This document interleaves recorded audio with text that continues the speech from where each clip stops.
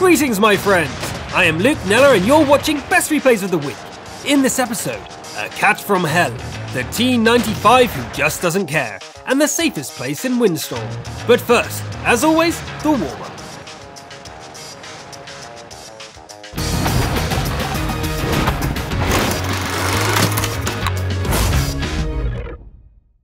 It begins at Abbey, where a nimble German E25 TD is left alone facing a Jagdpanther and an IS at the end of the battle. The enemies want to kill him, but they can't bring their guns to bear.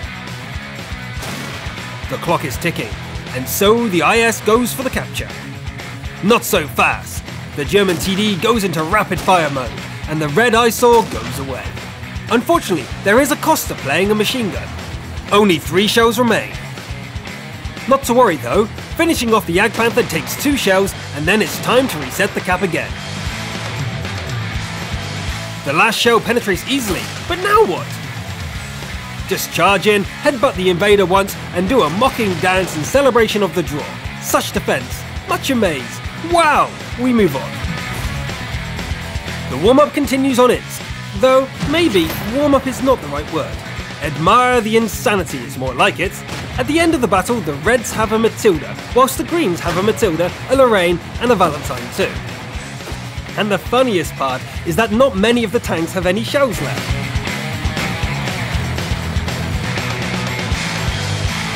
A Ram and Artie-shot combo sends a Matilda to the garage, but it was the Allied one.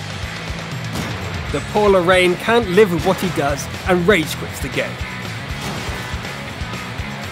The Valentine continues shooting at the Matilda that has decided to ram his opponent to death, the disconnected one.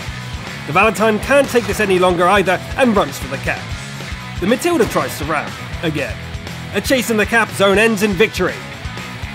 Not really the kind of battle we want to see again, back to the more normal games. We return to Abbey for the conclusion of the warm-up. Here a tough and fearless Soviet Su-122-54 shows how to carry. It arrives to the enemy base and tries to decide which of the objects to shoot first, the 704 or the 261. Still hesitating. A miss on the 704, a hit on the 261, and another hit on the 704. A fierce look drives the T-54E1 into hiding, and the SU is free to finish off the Artie. Whilst the American is looking for his courage, our bold invader takes the opportunity to kill the enemy TD. Maybe it would be time to retreat, but instead he bounces the whole drum from his autoloader and in return is put to rest. This concludes the warm-up. Let's get to the awards. This week's Top Gun goes to the player Malo22, driving the legendary Hellcat. The mismatched couple of a Hellcat and a T-150 ends up on live oaks. Everything seems fine. The TD has 4 kills, but apparently the only ally who knew how to shoot was the Grill, who got 1 kill. That's all those 13 teammates could manage? So it's 2 against 10. Challenge accepted. Luckily the platoonmate does know how to shoot, but to not let him steal the spotlight, Malo destroys the Marder 38T. So far so good. The score is 7-13, and the best friends Hellcat and T-150 are still at full health. The T-150 makes his move and leaves the Hetzer burning on the battlefield. What a sight for sore eyes. Fat Max reveals himself and is taken out with a couple of shots. 6 kills now. The enemies keep rolling in. The T-1 Heavy shows his turret again, takes a shot and hides. A Stug can't take a hit and goes straight to the garage. A Jagdpanzer IV takes several hits, but still manages to take out the platoonmate. Thank you, friend. Your death was not in vain. No time to get sentimental though, it's time for revenge. Heading down along the railroad, the Hellcat meets an old rival. Moving along, and something unexpected is seen from under the bridge. The British SPG seems a little lost. The meeting is short but memorable, especially for the Artie. Another attempt to follow the railroad, and that feeling when you've almost made it to the enemy base and the siren goes off. Drive all the way back and explain to the M37 why he won't feature as Invader of the Week. One last enemy to find, and the Hellcat decides to try his luck on the other flank. Good call. There's another surprise here, a present really. The Sleeping Cat is taken out, and the Conquering here finishes with a Fabian's Medal. In addition, he gets more medals, the gold and title of Top Gun of the Week. Congratulations! This week's best scout goes by the call sign Della Fly, and he drives the WZ-132. Della is determined to show us what scouting is all about, and he dashes forward immediately. Swinging around the central ridge of Prokhorovka, he shows no mercy as he lights up some enemies. He circles around and they start dying one after another. His allies barely have time to shift their aim as the scout turns around for another pass. The WZ even finds time to take some shots. Some of them connect, others do not. Nevertheless, the opponents continue to die. The field is not the whole map, of course. There's an area loved by many, and there should definitely be 2 or 3 vehicles hiding here. The Sixth Sense light flashes and enemies die, just as planned. For dessert, it's time to find the arty. Ending up with more than 11,000 damage from spotting makes you our Scout of the Week. Keep it up. The Defender of the Week is a player called Sex Symbol driving his British FV304 SPG. Not the most macho vehicle, but when a driver is called that, well, it's like Bruce Willis in a Mini Cooper. The whole battle is a hard carry for this pair of action heroes. It's all going great, but to carry the win, this SPG needs to be even more badass. What does Hollywood teach us about tough cops? The best motivation is avenging your partner. The G here barely has time to sneeze before it's all over for him. A red bar appears in the sky. The blind shot doesn't connect, so he has to scout. His partner's killer is out here, somewhere. The KV-1. The shot trails a beautiful arc over the house and the bar vanishes for a moment. But only for a moment. He performs the trick shot once more and takes a detour. The quest for vengeance is interrupted by an enemy SPG. But we know that evil minions can't stop the hero from taking on the big boss. All he needs to do is get his artillery up on the hill and rain death on the enemy.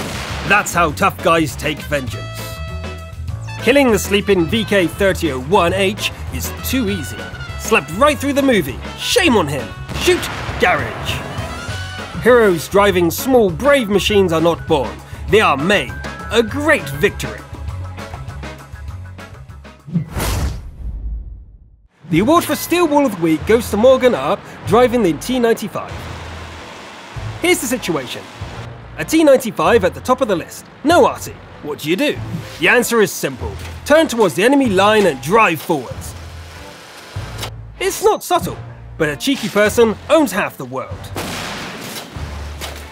People signal to him, shout, and even threaten him, but the Juggernaut has thick skin and is not bothered. He just keeps going. Sometimes he stops to reply to a particularly stinging insult. There is nothing the enemy can do. Well, they do penetrate his armor and even kill an allied T-32, but in the end, the score is a crushing 15-1.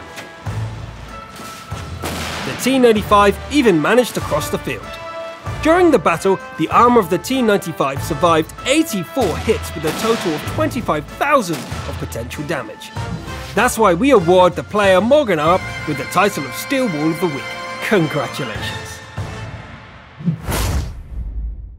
And now we get to our top award, the Best Replay of the Week. The award goes to the player with the call sign Spaxtons for his game in his T-54.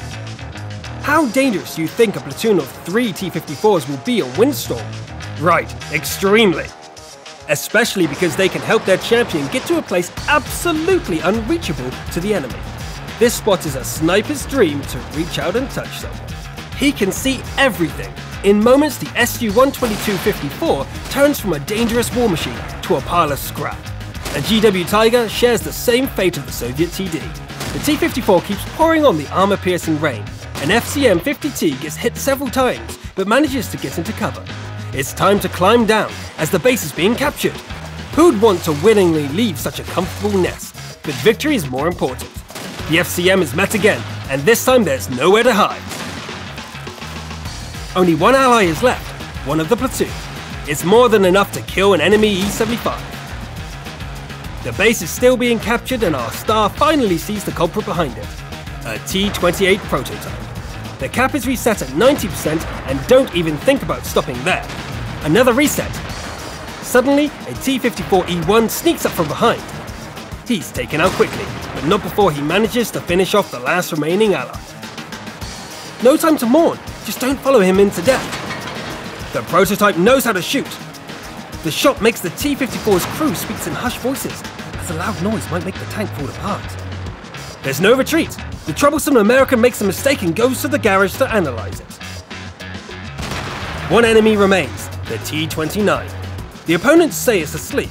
Okay, time to go to the enemy base then. And as he's almost there, the red bar. Either the T-29 can teleport, or someone just tried to deceive us.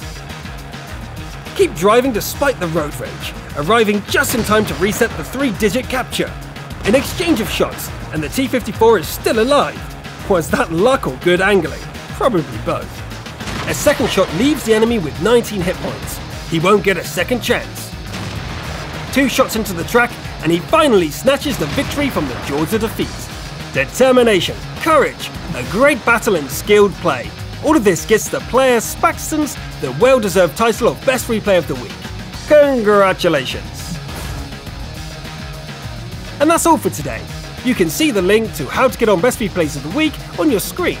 To see more, like, subscribe and comment. I am Luke Neller. Thanks everyone, see you next time.